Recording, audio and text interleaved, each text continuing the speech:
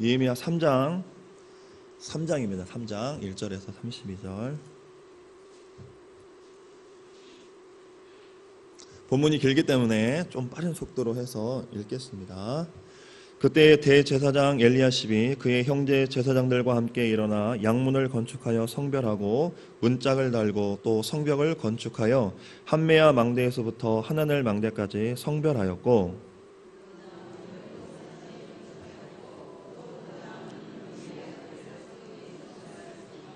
어문은 하스니아의 자손들이 건축하여 그 들보를 얹고 문짝을 달고 자물쇠와 빗장을 갖추었고,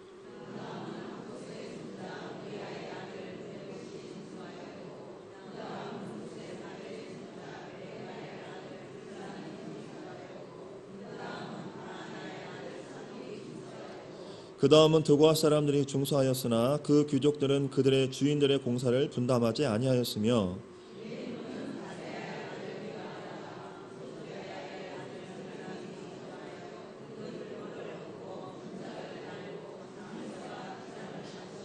그 다음은 기브온 사람 몰라디아와 메로못 사람 야돈이 강 서쪽 총독의 관할에 속한 기브온 사람들 및 미스바 사람들과 더불어 중수하였고,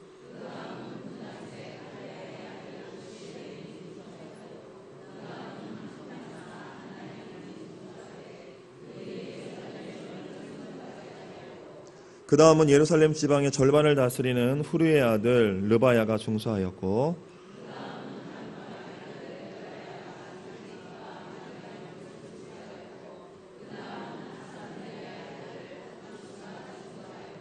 하렘의 아들 말기야와 바한 모함의 아들 핫숲이 한 부분과 화덕망대를 중수하였고,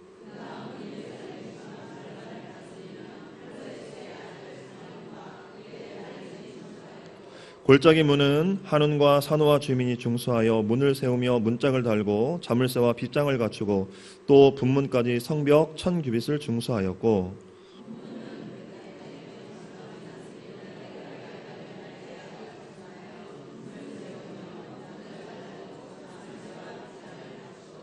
샘문은 미스바 지방을 다스리는 골호세의 아들 살룬이 중수하여 문을 세우고 덮었으며 문짝을 달고 자물쇠와 빗장을 갖추고 또 왕의 동산 근처 셀라못가의 성벽을 중수하여 다윗성에서 내려오는 층계까지 이르렀고,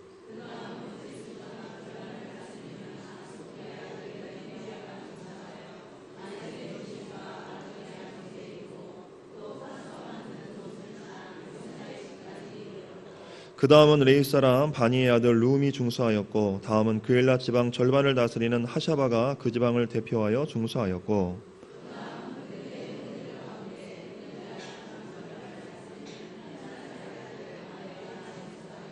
그 다음은 미스바를 다스리는 예수아의 아들 에셀이 한 부분을 중수하여 성 구비에 있는 군기고 맞은편까지 이르렀고,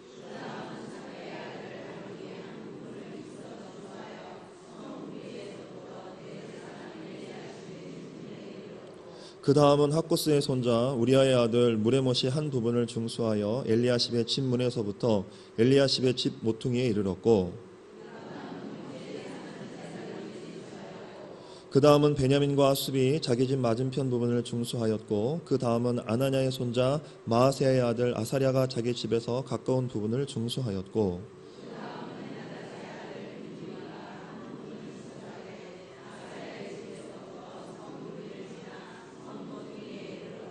우세의 아들 발랄은 성 구비 맞은편과 왕의 윗궁에서 내민 망대 맞은편 곧 시위청에서 가까운 부분을 중수하였고, 그 다음은 바로스의 아들 부다야가 중수하였고,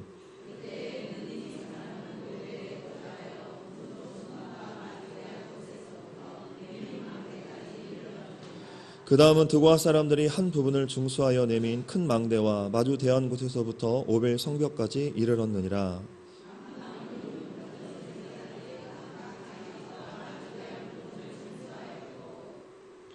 그 다음은 임멜의 아들 사독이 자기 집과 마주대한 부분을 중수하였고, 그 다음은 동문지기 스가냐의 아들 스마야가 중수하였고,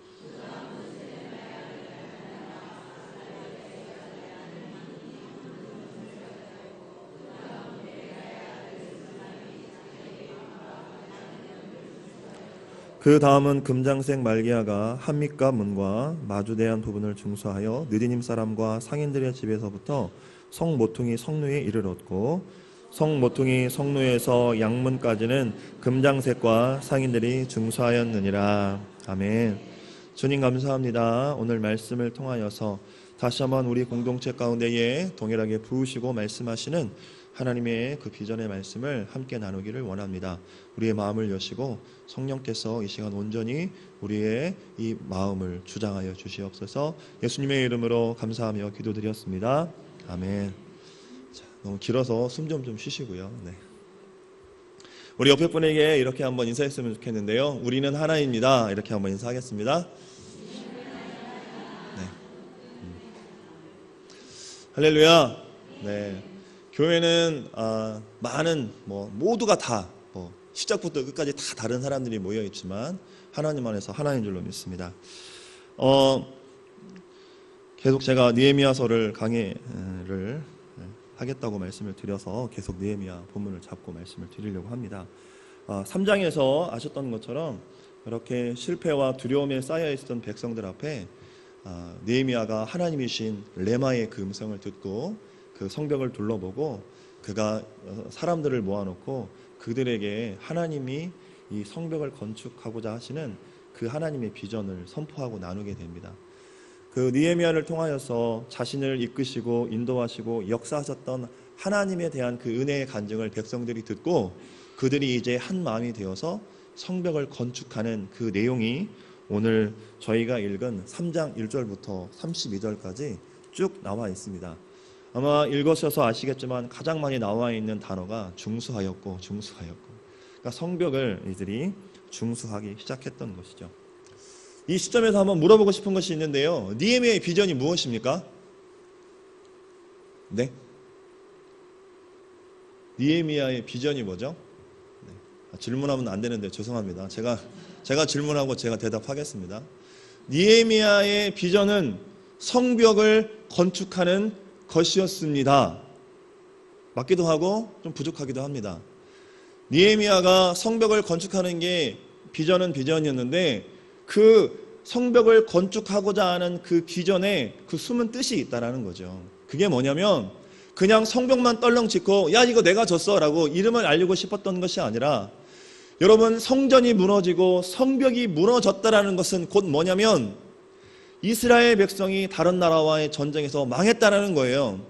다른 나라와 전쟁에서 망했다는 얘기는 뭐냐면 이 당시의 전쟁은 사람과 사람이 한 것이 아니라 내가 믿는 신과 상대방이 믿는 신이 싸워서 결국엔 힘 있는 신이 이기는 건데 이방 신이 이스라엘 나라를 이겼기 때문에 하나님의 이름이 땅에 떨어진 거죠. 하나님이 수치를 받고 있는 거죠. 그러니까 느헤미야가 사실 가장 마음이 아프고 하나님이 느헤미야에게 주신 그 성벽 재건의 비전은 좀 더 우리가 구체적이고 자세하게 이야기하면 하나님의 영광이 땅에 떨어져 있는 것을 느헤미야는 그 성벽을 건축함으로 말미암아 다시 하나님의 이름을 영광되게 그 수치를 하나님의 영광으로 바꾸고 싶었던 것이죠. 쉬운 예를 말씀을 드리면 제가 돈이 억만장자가 있습니다. 있으면 좋겠네요. 제가 돈이 남아 돌아서 우리나라에는 정말 비교할 수도 없는 최고의 멋진 성전을 한번 져야 되겠다. 솔로몬 시대 같이 계단에 다 금칠하고 루비, 다이아몬드, 사파이어 어떻게 생겼는지도 모르겠지만 어쨌든 성벽 기둥마다 받고 이 천장도 다 정말 멋진 것으로 다 꾸며서 내가 하나님 앞에 드려야 되겠다라고 할 때에 제가 그렇게 멋진 성전을 하나님 앞에 드렸다고 그것이 꼭 하나님의 뜻이고 하나님이 기뻐하시는 일일까요? 그건 아니라는 거죠. 내가 아무리 사소한 일을 할지라도 그것을 통하여서 하나님이 영광 받으시고 하나님의 수치가 가려지면 그거는 하나님 앞에 기쁨이 되는 일입니다.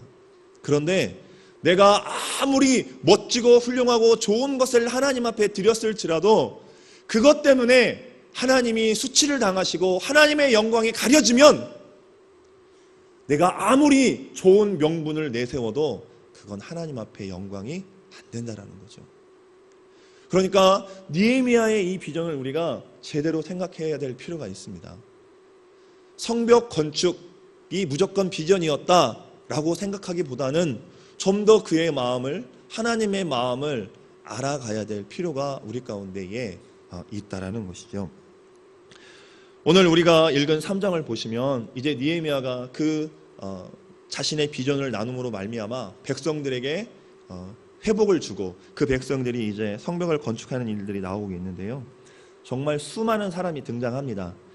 한 번 읽어서는 누가 나왔는지 무슨 내용인지 잘 이해가 되지 않을 정도로 1절부터 32절까지 쭉 이 성벽 건축이 누가 했다 이렇게 나오고 있는데요. 오늘 이 말씀을 보면서 제가 첫 번째로 우리 사랑하는 성도님들과 나누고 싶은 것은 하나님이 참 한 사람 한 사람을 소중하게 여기시고 계시는구나 라는 그런 마음이 들었습니다.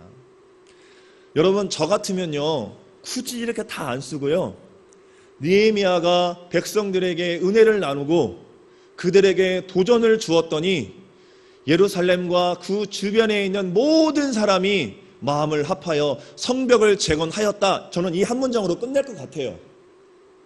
그런데 오늘 말씀을 보면 그들의 가문과 그들의 대표자들과 그 대표되는 이름들을 계속적으로 기록하고 있다는 것이죠.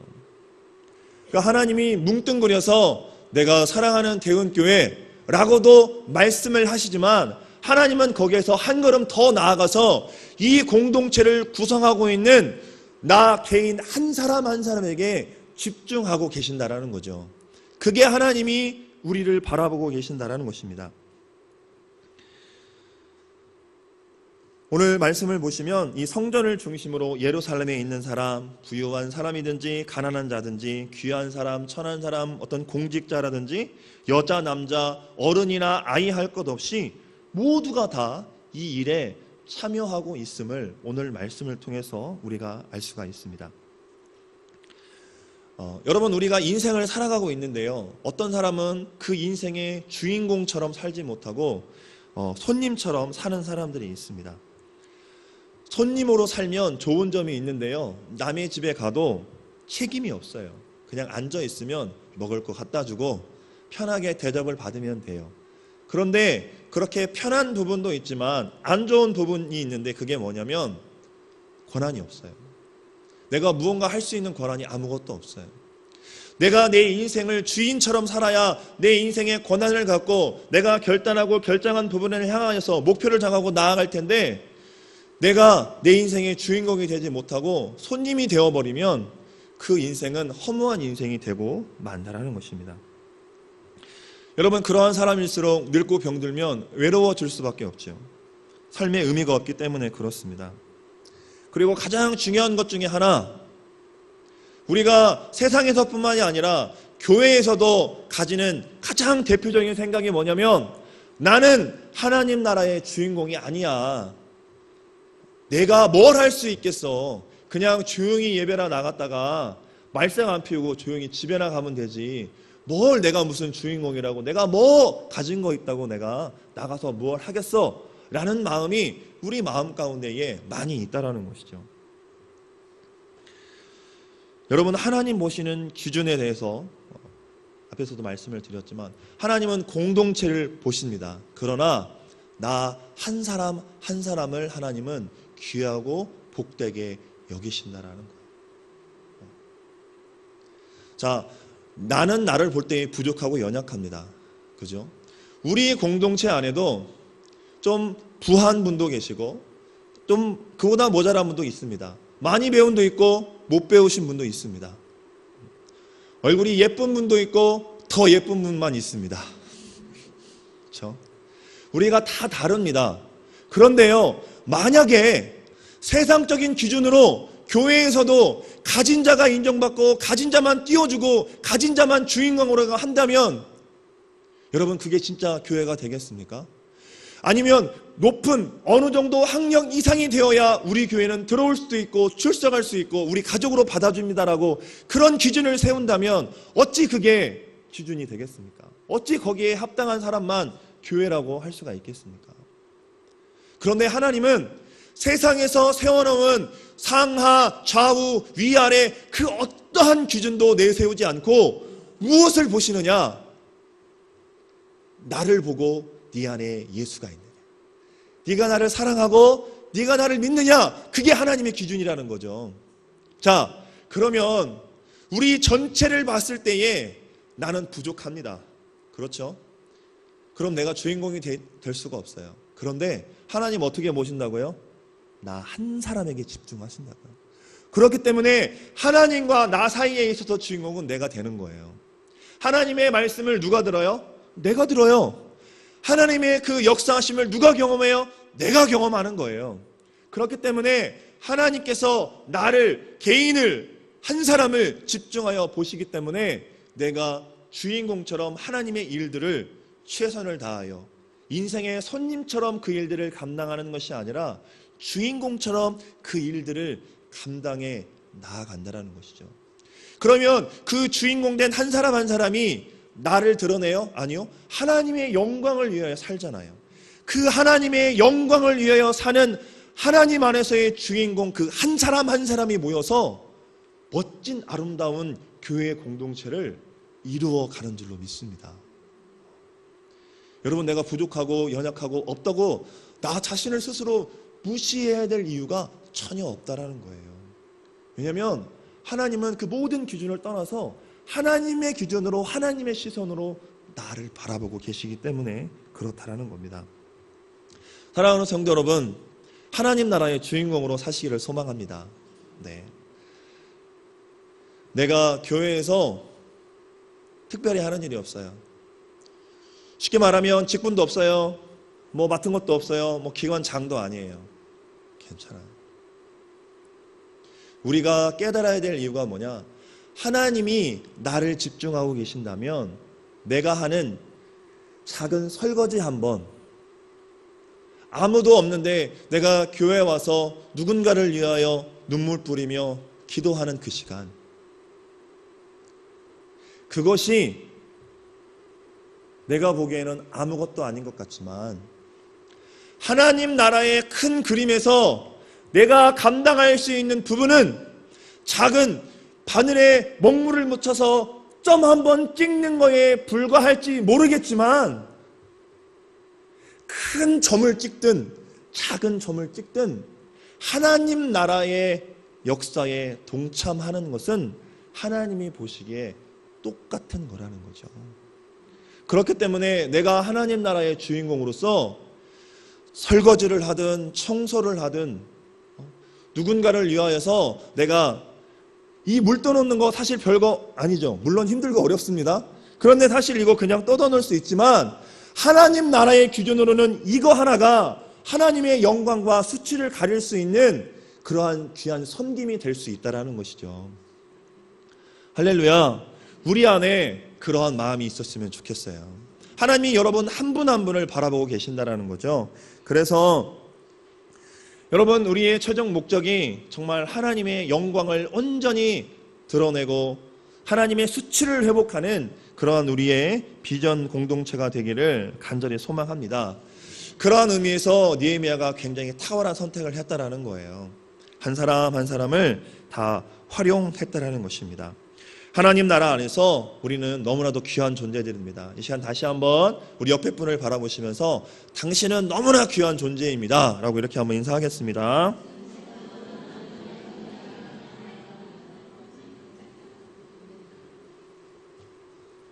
할렐루야. 그러한 마음과 또 그러한 마음으로 하나 된 공동체를 하나님이 어찌 가만두시겠습니까? 이 공동체가 그러한 마음으로 그러한 비전으로 하나 될 때에 반드시 하나님 우리 공동체를 사용하실 줄로 믿습니다. 또 오늘 본문을 통하여서 이 수많은 사람들의 그 이름의 기록들 가운데 숨겨진 나누고 싶은 두 번째 메시지는 성벽을 재건할 때에 이 느헤미야가 가문을 동참하게 했다라는 것이죠. 개인이 아니라 가문이 동참했기 때문에 서두에도 말씀을 드렸지만 여자나 남자나 어린아이나 모두가 다 그 성벽 재건하는 일에 참여할 수 있었다라는 것입니다. 마치 오병이의 기적처럼 그 어린아이 한 끼 점심 식사에 불과한 그 도시락으로 말미암아 놀라운 하나님의 역사가 일어났죠. 하나님이 그 작은 헌신을 하나님이 쓰셨다라는 거죠. 여러분, 하나님 나라도 이와 비슷한 것 같아요. 제 말이 꼭 맞는 건 아니지만 새겨 들으시면 맞는 것도 같을 거예요. 들어보세요. 세상 사람들은 많이 가진 것에서 소비하면서 씁니다. 그거를 풍요라고 이야기해요. 세상 사람들은. 그런데 하나님 나라는 오히려 이렇게 오병이어와 같이 내가 정말 보잘것없고 작은 것을 내어드릴 때에 이것이 나누어 줌에도 소멸하고 사라지고 없어지는 것이 아니라 오히려 더 풍성하고 많아지고 넘치는 은혜의 역사가 나타나는 것이 하나님 나라의 특징이라는 것이죠. 세상은 쓰면 쓸수록 채워지지 않아요. 세상은 쓰면 쓸수록 그 썼던 것을 채우기 위해서 또 다른 부정과 또 다른 일들을 해야 되지만 하나님 나라는 작은 것을 내가 드릴 때에 내가 기쁨으로 그거를 드릴 때에 하나님은 거기에 축복하시고 그 많은 것, 그 작은 것에 오히려 더 풍성함과 넉넉함으로 하나님은 채워주신다라는 것이죠. 하나님 나라가 이렇게 좋은 것인데 교회가 힘을 잃고 어려운 이 현실에 직면한 것은 교회 안의 다툼과 불화 때문에 조화를 이루지 못하기 때문인 것 같습니다. 여러분, 사람이 다 어찌 똑같겠어요? 저처럼 힘센 사람이 있는가 하면 그렇죠? 힘이 약한 사람도 있고요. 아니면 평생을 침대에 누워서 지내야 될 분도 계실지 몰라요. 아니면 휠체어를 타고 다니셔야 될 분도 있을 수도 있다는 것이죠. 여러분, 우리는 모두가 다 다르지만 건강한 사람은 그런 연약한 분이 있다면 함께 돕는 것이 교회 공동체고요. 내가 부하면 어려운 사람에게 나누는 것이 그것이 하나님 나라의 공동체의 특징이라는 것이죠. 여러분, 우리의 능력이 어디에서 나올까요? 하나님으로부터 나옵니다. 그건 맞는데요. 우리 입장에서 그러면 내가 무엇을 할 수 있을까요? 하나님의 능력을 덧입고 하기 위해서 내가 해야 될 일이 무엇이냐? 자발성이라는 거죠. 즉 자원하는 마음에서 나온다라는 겁니다. 여러분, 하기 싫은데 누가 억지로 시키면 정말 그거는 못 봐주겠어요. 한 대 때려서라도 진짜 너 그만해 라고 할 정도로 굉장히 보기 싫죠. 우리 어머니들은 밥 잘 먹어야 좋아하시잖아요. 우리가 흔히 말하는 깨작깨작 먹으면 기분이 상하시잖아요. 그런 것처럼 하나님 안에서도 막 억지로 막 하기 싫어가지고 하는 거는 정말 보기가 싫다라는 것이죠. 정말 내가 좋아해서 자원하는 마음으로 그 일을 할 때에 하나님의 놀라운 역사가 주어진다라는 것이죠. 여러분, 성전에 관여된 모든 사람들이 이렇게 빠짐없이 자발성, 자원하는 마음을 가지고 임했기 때문에 성전이 단 52일 만에 건축되는 놀라운 역사가 일어났다라는 것입니다. 여러분, 헌신하는 사람과 헌신하지 않는 사람의 차이는 말씀드리지 않아도 이미 경험을 많이 하셔서 알고 계시리라 생각이 듭니다.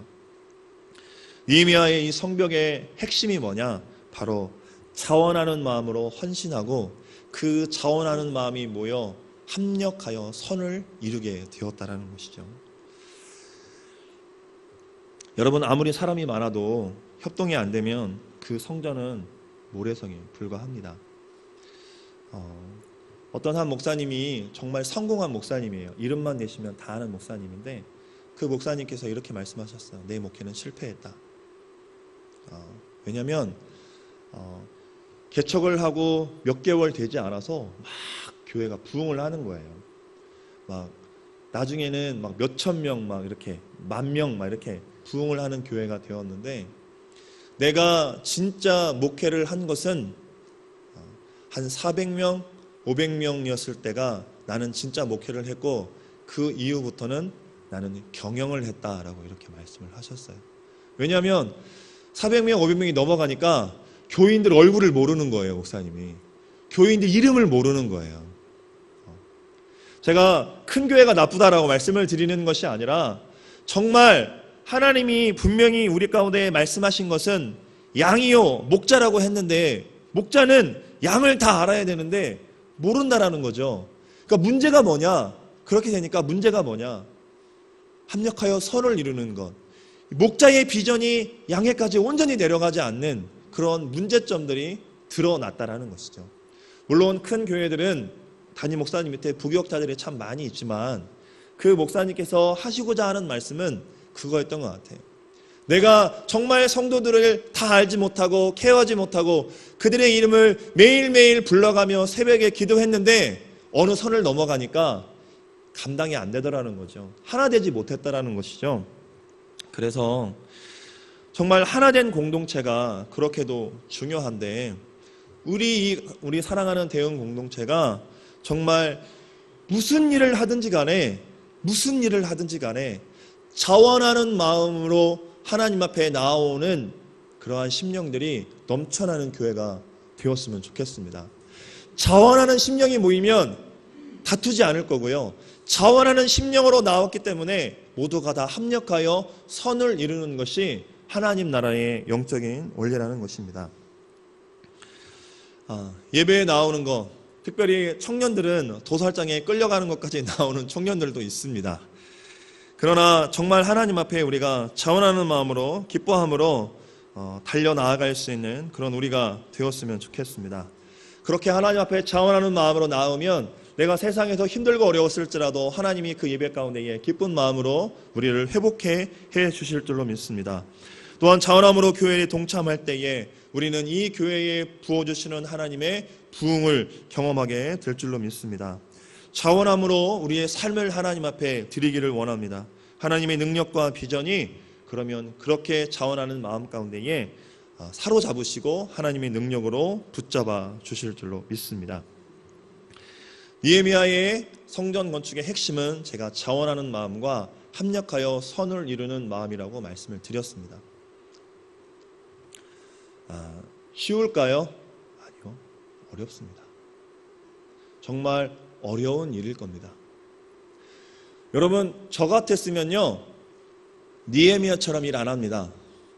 돈 주고요 기술자들 사서 하는 게 훨씬 빠르고요, 일도 진척도 빨랐을 거고요, 더 성벽도 삐뚤어지지 않을 거고 잘 쌓아졌을 것 같습니다. 물론 오늘 말씀에도 보시면 금장색, 은장색, 목공들 다 나옵니다. 물론 날라다 주면 그들이 아마 잘 쌓았겠죠. 하지만 정말 기술자들, 일 많이 해본 사람들 불러다가 시키면 훨씬 일이 더 수월하고 신경 쓰지 않고 빨리 끝났을 수도 있다라는 것이죠. 그런데 우리가 기억해야 될 것은 하나님은 그렇게 일하시지 않는다라는 거예요. 물론 하나님은 기술자를 세우십니다. 장인들을 세우십니다. 그러나 공동체가 함께 동역하여 그 일들을 이루어 가기를 원하신다라는 거죠. 교회 일을 할 때에 우리 안에 그렇게 했으면 좋겠습니다. 다들 은사들이 달라요. 그렇죠? 우리 노건사님은 도배를 잘하십니다. 네. 귀신같이 아니고 천사같이 잘하십니다. 네. 뭐 그냥 아무리 안 붙는 곳에도 바르시면 다 붙습니다. 좀 거짓말이 들어갔나요? 네. 너무 잘하십니다. 저보고 도배하라고 하면 다시 부르셔야 됩니다. 왜냐면 붙질 않기 때문에 제가 하면. 그렇죠? 예를 들면 노건사님이 일을 하실 때에 우리가 할 수 있는 건 사실 없어요. 혼자 다 알아서 다 잘하십니다. 그럼에도 불구하고 우리가 그곳에 가서 권면하고 또 칭찬해드리고 위로해드리고 빈손으로 가지 않고 구호라도 가서 정말 수고하십니다라고 그렇게 할 수 있는 공동체가 되어야 된다는 거죠. 이거 누가 했어? 벽지 이게 뭐야? 이 시대에 안 맞게 이게 무슨 센스야? 우리가 이렇게 말하는 건 정말 쉬운데요. 그게 공동체가 아니라 그 함에 있어서 우리가 격려하고 축복하고 함께하여 선을 이루는 거, 그게 멋진 공동체입니다. 여러분, 대은교회가 하나님의 부흥을 맛볼 줄로 믿습니다. 그런데요, 우리가 진정한 하나님의 부흥을 맛보고 하나님의 부흥 공동체가 되려면 그 훈련이 먼저 필요할 것 같습니다. 불평과 부정이 아니라 축복과 격려의 말들, 그런 말들이 우리 가운데 있었으면 좋겠습니다. 하나님이 그렇게 저 같았으면 그렇게 그냥 기술자들을 불렀을 텐데 그렇게 하지 않았어요.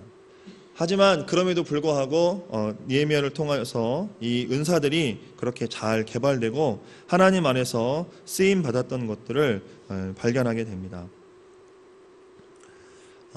특별히 우리 안에 많은 은사들을 가진 분들이 있습니다. 특별히 교회 안에서도 그래서 은사 배치를 하고 그분들을 중심으로 우리가 그 일들을 이루어 나아가는데요.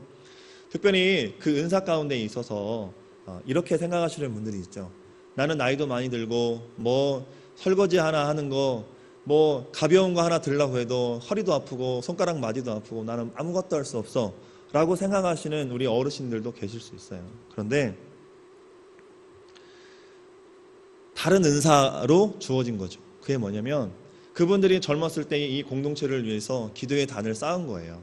그렇기 때문에 지금 우리 젊은 세대들이 그 은혜를 누리며 이 평안한 공동체에서 신앙생활을 잘 하고 있는 것이죠. 그렇기 때문에 이제 그렇게 나는 아무것도 할 수 없어 라고 생각하시는 우리 어르신 권사님들 계시다면 이렇게 생각하셨으면 좋겠어요. 제가 한번 설교 시간에도 말씀을 드렸는데 나는 존재함 자체만으로도 은사다 라고 생각을 하시면 돼요. 네. 왜요? 내가 그만큼 젊었을 때 기도를 쌓았고 그 기도 위에 또 내 다음 세대들이 쌓았고 또 다음 세대들이 그 기도를 쌓아가고 있기 때문에 결코 이 교회는 무너지지 않아요. 흔들리지 않아요. 그렇죠?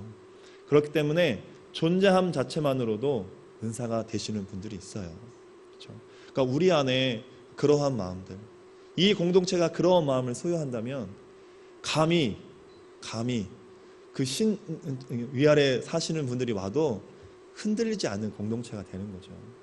너무나 이 안에 사랑과 축복과 격려가 있기 때문에 그거를 흩어놓을 수가 없다라는 것입니다.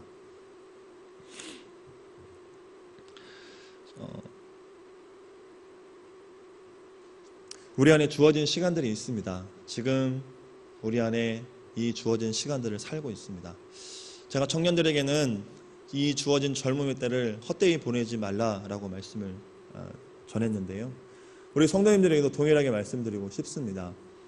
우리에게 주어진 이 시간을 결코 헛되이 보내지 않았으면 참 좋겠습니다. 왜냐하면 하나님이 이미 우리에게 주인공의 삶을 살라고 우리에게 다 은사를 주셨고 사명을 주셨고 대은 공동체라는 이 공동체 가운데 속하게 하셔서 우리가 이 공동체 안에서도 어떠한 부분이라도 감당할 수 있도록 다 자리를 우리 가운데에 허락해 주셨기 때문입니다. 그런데 내가 그것들을 깨닫지 못하고 취하지 못하고 그냥 시간만을 보낸다면 하나님 주신 시간을 또 하나님의 주신 그 시간 가운데에 주인공으로 보낼 수 있는 그 시간을 내가 손님처럼 지내는 그러한 죄를 범할 수 있기 때문에 그렇다는 것입니다. 더불어 자원하는 마음으로 모든 일들을 할 수 있는 우리가 되었으면 좋겠습니다. 제가 연초에 또 작년 연말에도 우리는 자원하는 마음으로 회장 제가 하겠습니다. 총무도 제가 하겠습니다. 이렇게 너무나 넘쳐나서 그러한 자원하는 마음이 넘쳐나는 공동체가 될 수 있었으면 좋겠습니다 라고 여러 번 제가 도전을 드렸는데 무슨 일을 하든지 간에 정말 자원함으로 기쁨으로 즐거움으로 할 수 있는 우리가 되었으면 참 좋겠습니다. 그렇게 우리가 자원하는 마음으로 하나님 앞에 나아갈 때에 분명한 것은 그 안에 하나님의 능력이 부어줄 줄로 믿습니다. 우리는 하나입니다. 우리는 하나님 안에서 하나입니다. 누가 아프면 여러분 손가락 하나에 가시만 박혀도 온몸이 찌릿찌릿하고 온몸이 아파서 아무것도 못하는 게 저희이지 않습니까? 누군가 아파하고 누군가 힘들어하는데 내가 아파하지 않고 힘들어하지 않다면 그것은 나에게 문제가 있는 것입니다. 여러분 기억합시다. 우리는 하나입니다. 대은 공동체는 예수 그리스도 안에서 하나입니다.